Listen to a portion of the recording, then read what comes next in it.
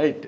ఇప్పుడు మీ వరకు వస్తే ఇప్పుడు జనరల్గా ఈ ఈ ప్రజెంట్ ట్రెండ్లోని ఏంటంటే చాలా ఫస్ట్ టైం అటెంప్ట్లో ఒక మంచి లవ్ స్క్రిప్ట్, మంచి లవ్ స్టోరీ, మంచి మ్యూజిక్, మంచి లొకేషన్స్, సీషోర్లు, కాశ్మీర్లు, ఇలాగా ఏవో ఆలోచనలు ఉంటాయి కదా నార్మల్గా.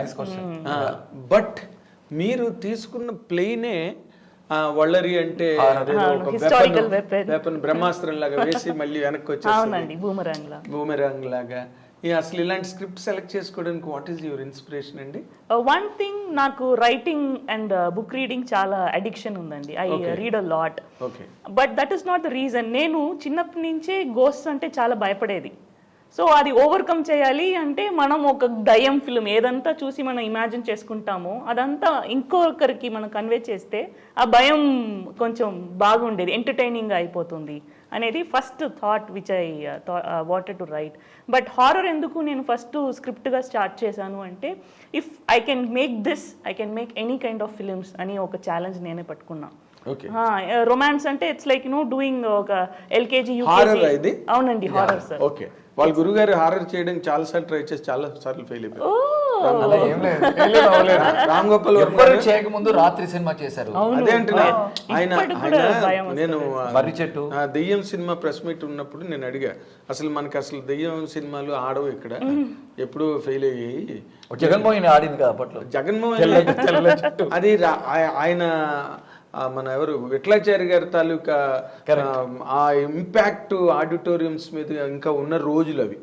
అంటే చిన్న ఫోక్ లో టచ్ అవన్నీ వాటి వల్ల ఆడాయి ఆ సినిమా ఆడింది జగన్మోహన్ ఆడడానికి. And more so Jayamalini comedy కాళ్ళు తీసుకెళ్లి పొయ్యిలో పెట్టేసి అదే మన పేదరాశి పెద్దమ్మ కథలు లాంటి స్టోరీ అది. బట్ వర్మ గారు మాత్రం could never make a success.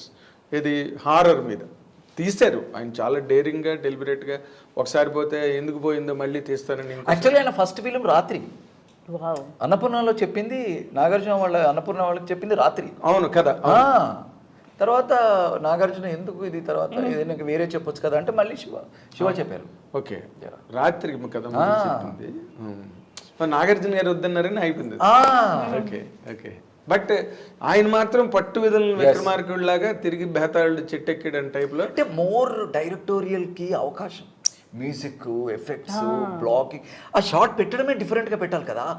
ఒక సైకలాజికల్ ఆస్పెక్ట్గా పెట్టాలి, మూమెంట్, ట్రాలీ షాట్స్ అని. అది వేరే రెగ్యులర్ సినిమా చేసినట్టు పెట్టడానికి లేదు. మోర్ డైరెక్టర్ వర్క్ ఎక్కువ ఉంటుంది. ఎగ్జాక్ట్లీ. కానీ నేను ఇంకో క్వశ్చన్ ఇక్కడ, అంటే నా మైండ్లో ఉన్న ఆలోచన, కొంతమందిని చూస్తే కొన్ని ఆలోచనలు వస్తుంటాయి. నేను ఎప్పుడైనా నీ గురించి ఆలోచించుకున్నప్పుడు, why this Uttej did not become a director regular ఇప్పుడు? ఎందుకంటే నీకు తెలియని క్రాఫ్ట్ ఏముంది సినిమా ఇండస్ట్రీలో? స్మాల్ క్వశ్చన్, ఇంత ఆన్సర్ అంటే స్ట్రగుల్ ఫర్ ఎగ్జిస్టెన్స్. డైరెక్షన్ అంటే డెఫినెట్గా ఒక 1-2 years వదిలేయాలి. అంటే ఇప్పుడు ఈవెన్ పోకిరీకి ముందు కూడా జగ్గుకి ఫ్లాప్లో ఉన్నప్పుడు నన్ను వదిలేయండి, 1 year నేను ఇంటికి రాను అని ఇంట్లో రేషన్ ఇచ్చి ఇంటి రెంట్ మొత్తం వదిలేసి 1 year వెళ్ళిపోయాడు. జగ్గు పూరి స్క్రిప్ట్ రాసుకొని వచ్చాడు. ఏది బీయింగ్ ఏ డైరెక్టర్, ఎగ్జిస్టింగ్లో ఉన్న డైరెక్టరే 1 year నన్ను వదిలేయండి అని రాసి వెళ్ళిపోయి పోకిరి స్క్రిప్ట్ తీశాడు. ఇప్పుడు నేను కొత్తగా డైరెక్షన్ అని స్టార్ట్ చేస్తే ఆ టైం నేను అంటున్నాను, ఒక 1-2 years నా ఫ్యామిలీని కాపాడాలి, డబ్బులు కావాలి, నేను వేరే ప్రపంచంలో ఉండాలి. ఎప్పటికప్పుడు కదా, ఎప్పటికప్పుడే మా అమ్మ నాన్న నుంచి కానీ పద్మ దగ్గర నుంచి కానీ డబ్బులు లేవు. నేను సంపాదిస్తే రెంట్ కట్టుకోవడం, నేను సంపాదిస్తే రేషన్ మొత్తం నాదే, పిల్లలకు కానీ ఇంకోటి నువ్వే బ్రెడ్ విన్నర్, అంతా ఎవ్రీథింగ్ నేనే. సో ఆ భయం ఉండింది. ప్లస్ నేను డైరెక్టర్ అయిపోవడానికి కారణం ఇద్దరు, రామ్ గోపాల్ వర్మ అండ్ కృష్ణవంశీ.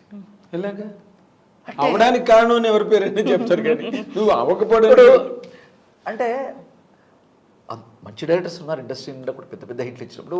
ఇప్పుడు నిన్నే పెళ్ళాడతాలో తబ్బుకి నాగార్జునకి ఒక గొడవ అవుతుంది.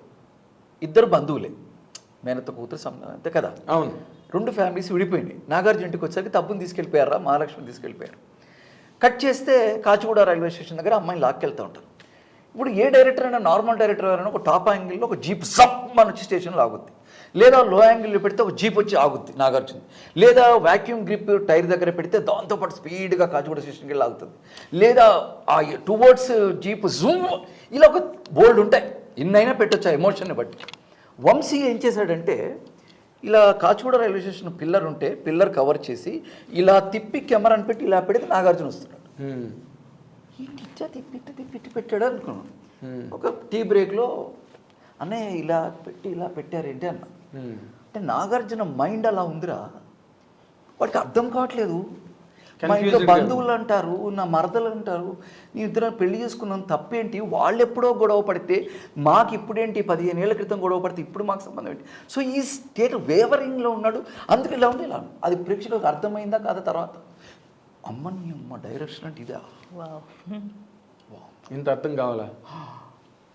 తర్వాత రాము గారి దగ్గరికి వెళ్తే పెడతాడు, జస్ట్ సైకిల్ వెనక నుంచి వెళ్తే తెలుగుదేశం తెలిసిపోద్ది అని ఇప్పుడు షార్ట్ చెప్తున్నాను. అప్పుడు ఒక షార్ట్ పెట్టి ఆయన కటింగ్ పాయింట్ కానీ ఆయన టేక్ ఆఫ్ షాట్ కానీ ఇప్పటికి ఎవరు పెట్టలేరు మనకు. First film there is no editing, only trimming.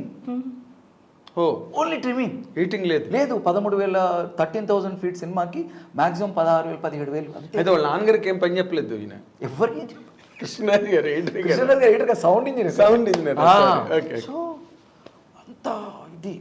So వాళ్ళని చూసి భయపడి నువ్వు డైరెక్షన్ ఎంతో నేర్చుకో. ఇట్స్ అ ప్రాసెస్ అని లేటర్గా అర్థమైంది. ఓహో డైరెక్షన్ అన్నది ప్రాసెస్, ఇవాళ తప్పు చేస్తాం, అది రేపు చేయం కదా, తర్వాత ఎల్లుండి ప్రాపర్గా పెడతాం కదా షార్ట్ అన్నది నాకు ఇప్పుడు ఒక 10 years 5 years బ్యాక్ అర్థమైంది.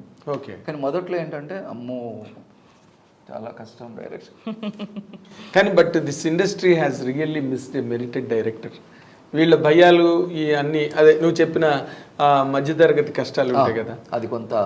అమ్మ మంచం మీద ఉంది, నాన్న జైల్లో ఉన్నాడు, తమ్ముడు రోడ్ల మీద ఉన్నాడు, చెల్లికి పెళ్లి కాలేదు, ఈ సినిమా కష్టాలు ఇవి నిన్ను మొత్తం టోటల్గా. అయితే చాలా మంచి డైరెక్టర్ అయ్యేవాడిని, లేదా ఓన్లీ డైలాగ్ బోర్డు పెట్టుకున్నా కూడా దాదాపు 2 crores రైటర్ అయ్యేవాడిని. ఎందుకంటే బికాస్ నేను చదివిన పొయిటరీ కానీ మరి అదే నేను అదే ధైర్యం కోసం అంటే ఒక్కటి ఏ రోజు కూడా నేను ఈ ఆర్ట్ క్రాఫ్ట్కి దూరంగా ఉండాల, ఇందులోనే బ్రతికా, ఇందులోనే ఉన్నా. ఫిల్మ్ ఇన్స్టిట్యూట్ కానివ్వండి, డబ్బింగ్ కానివ్వండి, సినిమా కానివ్వండి, నాటకం కానివ్వండి, స్టేజ్, ఎనీథింగ్ ఐఎమ్ డూయింగ్. అన్నాను నువ్వు దేన్ని మిస్ అవ్వకుండా అన్నిటినీ ఎంజాయ్ చేస్తూ.